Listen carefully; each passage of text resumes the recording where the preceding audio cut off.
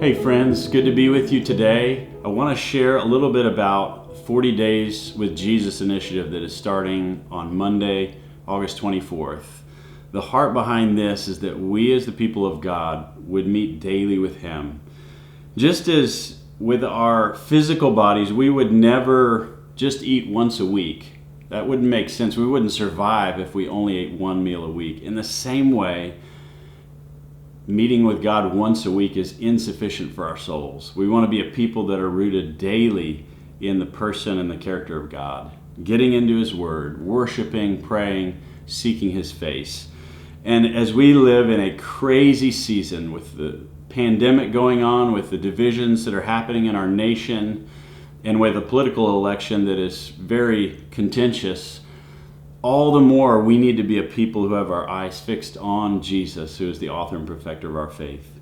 And so as a church, we are committing together to spending 40 days seeking Him. And our prayer and our hope is that no matter where you are in your journey, that you'll take a step further in that. Whether you've been meeting with Jesus for many years every day, or you've never even done that before, you've only met with Jesus really in church, there's something for you, and we want to invite you into it.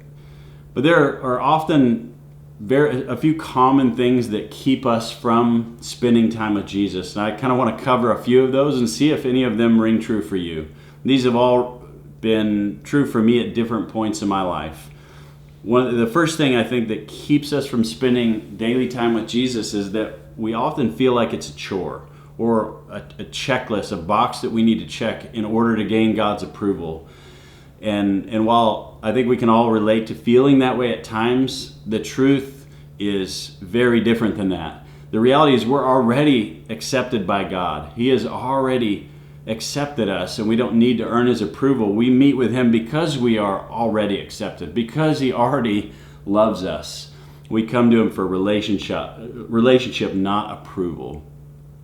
The second thing is sometimes I hear people say, I don't do a daily time with Jesus because I don't want to be legalistic. That feels very legalistic to me.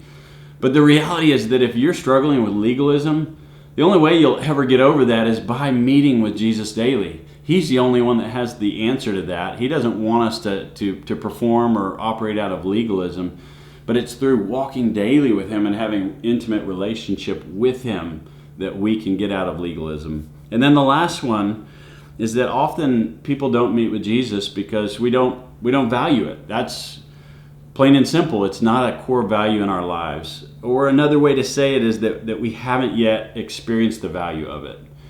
And often that's because we've never been shown how to do it. And so over the next 6 weeks, we want to give you every resource and tool possible to learn how to meet with Jesus in a deep and real and transformative way, daily in your home or wherever you meet with God. And so no matter where you're at in your journey, we invite you in. Jump in with us over this next 6 weeks. And the basic pattern that we're going to be sharing with you, and it's not the only way to meet with God, but it's what we call word, worship, and prayer. We want to be a people of the Word, that get into the Word. We want to be a people that worship God for who He is. And we want to be a people that pray and lay our needs and burdens and the burdens of those around us before Him in prayer. And so those three components make up a dynamic time with God. And so we'll use that pattern throughout to teach how to spend time with Jesus. I just want to give you a heads up that that's coming, and we'll talk about that more in later videos. But first, in this video, what we want to focus on is what do you need to do beforehand to prepare, to be ready to start spending time with God. I want to give you an analogy for this. We've all, at different times in our lives, realized, hey, I need to start exercising. It usually happens around New Year's. And if you're anything like me, you've had that passing desire at different times in your life, and yet if we don't make a plan for how we're going to exercise and get in shape, it just never happens. I often feel like I should work out or go exercise, but because I don't have a plan in place, it doesn't happen. And so if you're a person that's committing to getting in shape, you actually have to prepare. You've got to go and buy athletic clothing to work out in. You need to find a place to work out. Am I going to work out at a gym or do videos at my house? Or am I going to start running or riding a bike? I need to go buy a bicycle. You actually have to prepare in order to develop that habit of exercising. And the same is true in your devotional life with God. If you don't make the preparations for it to happen, it won't happen. And so that's what we're going to focus on today. So the first step in preparing to have a daily devotional life with Jesus is to assess where you're at. If I started a gym membership today and went in, the first thing they would do with me is do a physical fitness assessment. They would weigh me, which I wouldn't be that excited about. They would check my body fat, which I wouldn't be excited about. Maybe some different things. But the whole point of that is to establish where is my starting point. And from that, they would help me develop a plan to get in shape. And so it's important that we know where we're at currently. And so I just want to make a point here. It doesn't matter where you're at. If you've been doing this for years, there's more for you. There is still a place to grow, and you'll get something during these next 6 weeks as we meet together.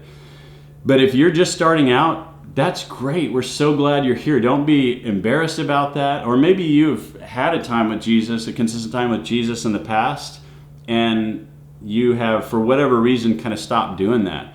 It doesn't matter where you're at. There's no need for shame or condemnation.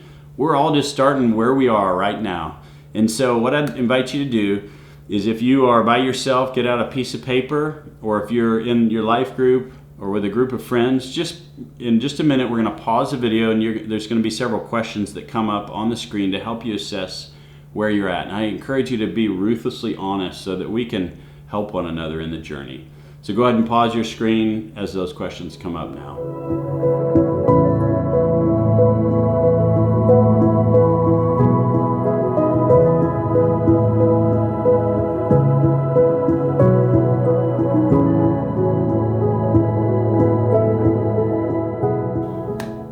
Now that we have assessed where we're at, we want to turn our attention now to some of the other practicals that are necessary, the preparations that need to be made in order to have a dynamic time with God. And the first thing is that you need a time.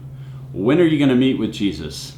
Just like exercise, if you don't build it into your schedule, it won't happen. If it's just left to what you feel in the moment, when the alarm clock goes off at 5:30 in the morning, the snooze button is where my desire is going. But if you've built it into your schedule and you know when you're going to do it, then you can build around it.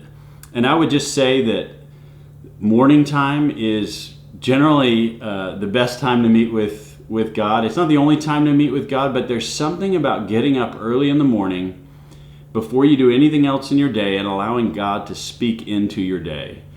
Now, if it doesn't work for your schedule because of work or whatever else, find a different time. You don't get less credit for meeting with God at lunch. It's not about getting credit from God.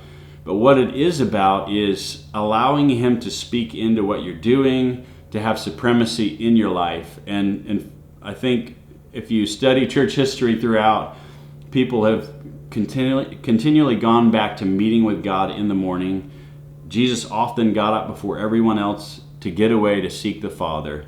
And so I'd encourage you, if at all possible, build it into your morning schedule so that God gets the prime space in your day and can speak into the rest of your day.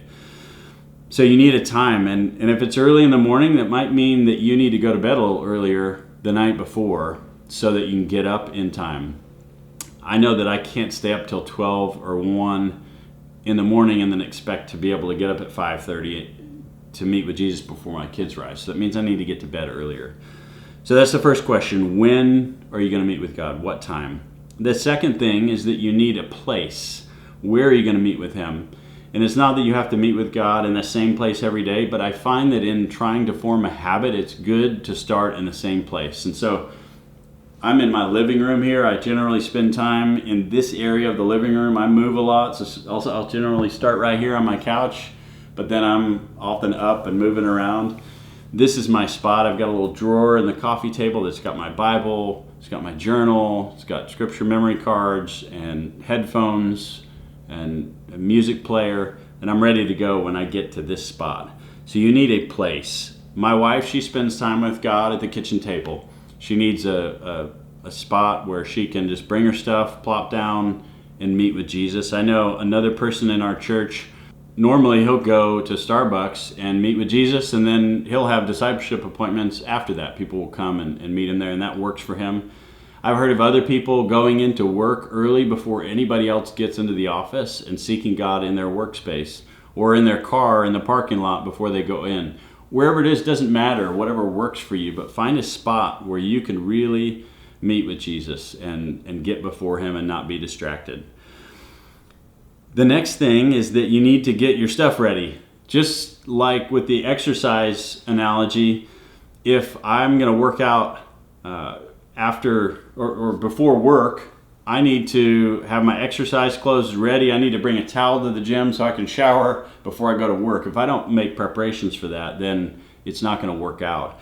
In the same way, you need to have things ready to go. So if you're spending time with God early in the morning, you're trying not to wake up your kids. If you have kids, then get all your stuff ready so you don't have to make noise in the morning. So I'll have my clothes set out. I'll have my Bible's already in the place that it's going to be. Everything's ready to go. So all I have to do is get up, go make my coffee, and then come here to this spot. It's ready to go. So what do you need to do to get ready? The next thing is that you need to remove distractions. And I think for most of us, the biggest distraction that we have is our phones. I know that if I open my phone and start looking at emails or texts or Instagram or the news, my mind is already off into my day. And it's really hard to rein it back in and focus on God and what he wants to do.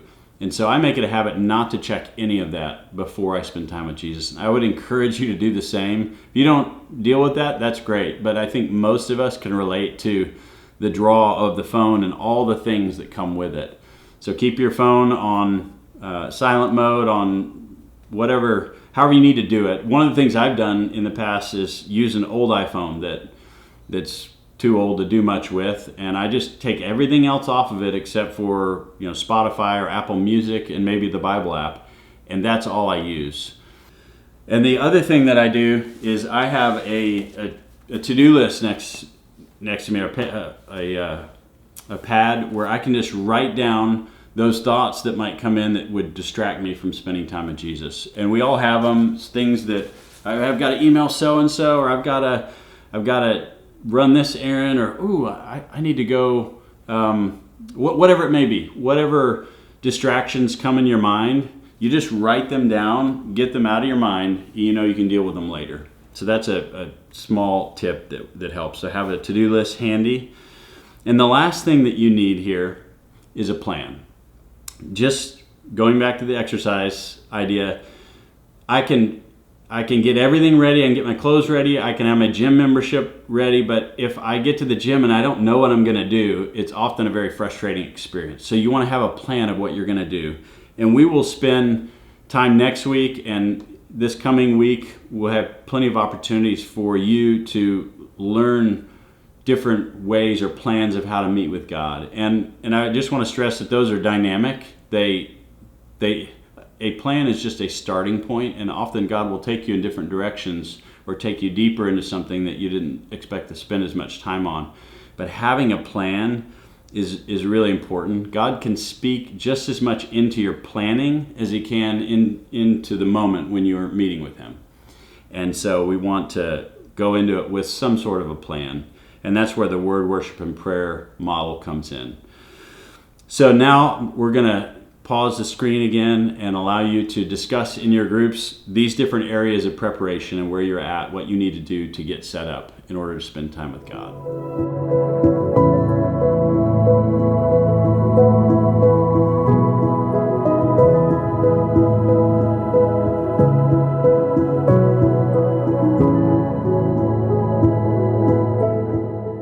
All right, friends, I hope that the questions that you've been discussing or thinking about over the last 20-30 minutes here have been helpful to you in getting ready to take the next step or go to the next level in your time with God. I want to tell you about something that's coming up the next 2 weeks, Monday through Friday from 6 to 7 a.m. in the sanctuary and online. We will have people from our midst, from our church, that will be leading you through a time with Jesus, an hour with God. And the idea is that you get to see somebody else's time with Jesus and learn from it. And hopefully, if you've never met daily with Jesus, this will catapult you into it. As you see it modeled, you see how somebody else does it, it'll give you ideas of how you can do it. And if you've been meeting with Jesus for years in a daily devotional time, then you're going to get new things, new ways to connect with Him in your time with God. So I'd encourage you to be a part of as many of those as you're able to, but those will be coming Monday through Friday the next 2 weeks. So we hope that you'll jump in with us, and we can't wait to hear all that God's going to do in your lives. Thanks. Love you guys.